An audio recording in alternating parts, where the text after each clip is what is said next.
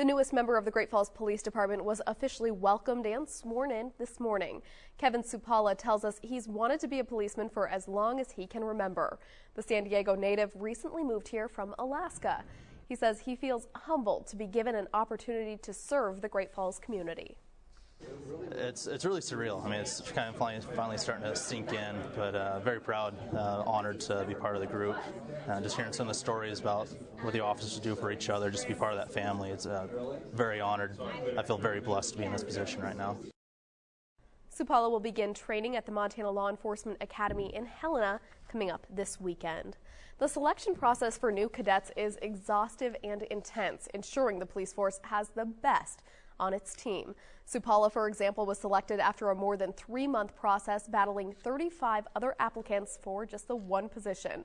KRTV's Aaron Shrimley followed a couple of officer hopefuls and found out what they have to go through before becoming part of the department. Wayne Van Tegum is in the middle of his first week on the job. While his training is far from over, he's spent the last 6 months just getting to day one. It's not your average job where you can go and apply, have an oral interview, and things come on Friday, we'll get your uniform. It's definitely a process. There's definitely a lot to do. Prospective officers can expect at least a 10-month period before they are officially on the streets apprehending bad guys. But few make it to that point. Playing the part of a police officer. Christy Yost has spent nearly 3 years working as a 911 dispatcher and is ready to take her knowledge into the field. I've been sitting behind a phone for 2.5 years, and just how I was raised, I want to be able to do more than just sit there and answer phones all the time. I actually want to go do stuff and actually be the help. Aaron McAdam currently works as a detention officer for Cascade County, and he feels like patrol is the next step in his career. I believe I'm a very compassionate and kind person, so being able to help the people in the community of Great Falls in their time of need. All applicants start with a written test of basic skills, including math, common sense, and reading. They must pass with a 70% before moving on to the physical test.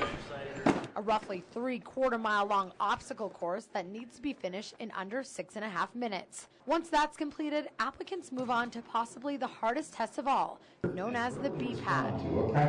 They're presented 8 different video scenarios, things that officers might encounter on their job day to day.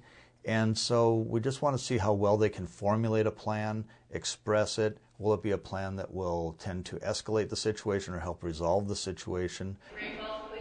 Allen says communication and personal skills may be the most important skills for an officer to possess, and they're the hardest to teach.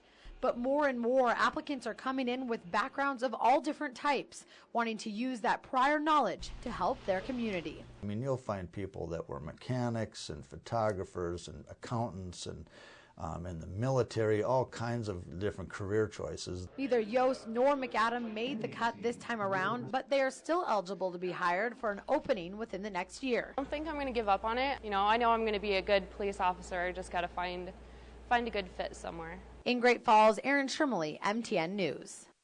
And speaking of that variety of backgrounds, Kevin Supala, who was hired today, came from Big R. Well, a group of middle school students are preparing